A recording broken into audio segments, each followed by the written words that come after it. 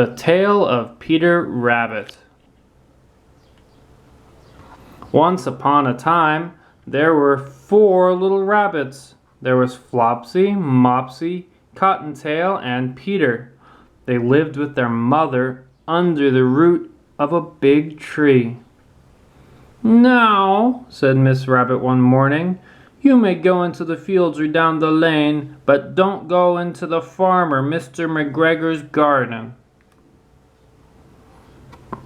Flopsy, Mopsy, and Cottontail went down the lane to pick blackberries, but Peter, well, he went straight to the farmer, Mr. McGregor's garden. He snuck right under the fence.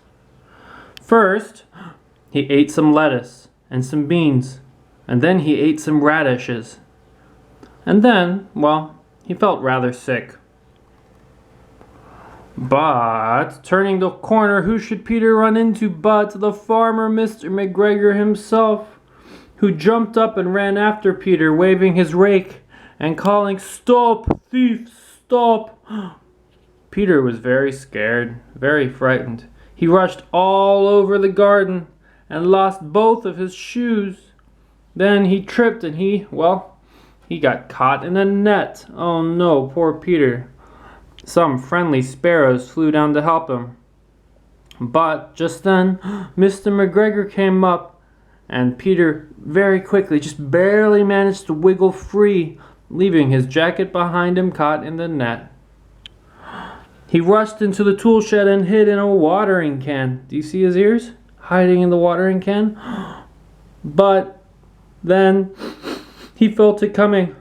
Oh no, he had to sneeze. He went, "Achoo!" And Mr. McGregor heard and was right after him again. Peter leapt out the window, knocking over 3 plants. Fortunately, the window was too small for the farmer to get through. So, Mr. McGregor, the farmer, went right back to his work, and Peter was alone all again. But he was very scared, and mostly he was very, very lost. After a while, Peter found a door.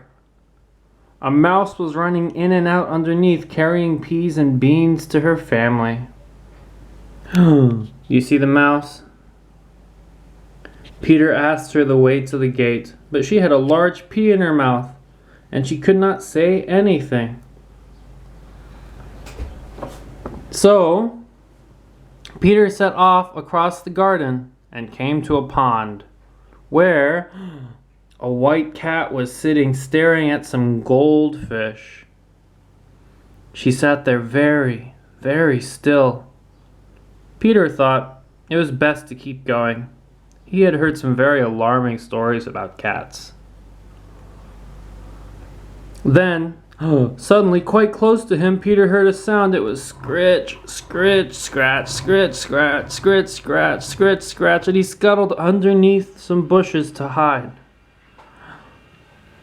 But nothing happened, so he crept out, and there he saw the farmer, Mr. McGregor, hoeing onions, and just beyond him, there is the gate.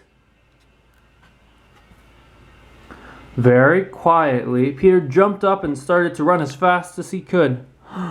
He slipped underneath the gate and was safe at last. He made it just before the farmer got him.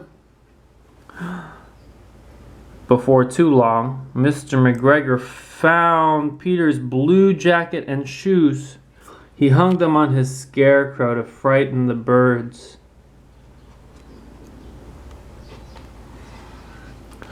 Peter, though, he didn't stop running until he was safely home, under the tree.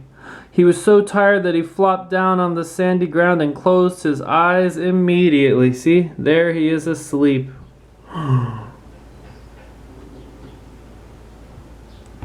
Poor Peter Rabbit, he did not feel very well. He was still scared. So, Mrs. Rabbit put him to bed before supper. She made some chamomile tea to give him. But Flopsy, Mopsy, and Cottontail had bread and milk and delicious blackberries for supper. Good night, Peter. The end.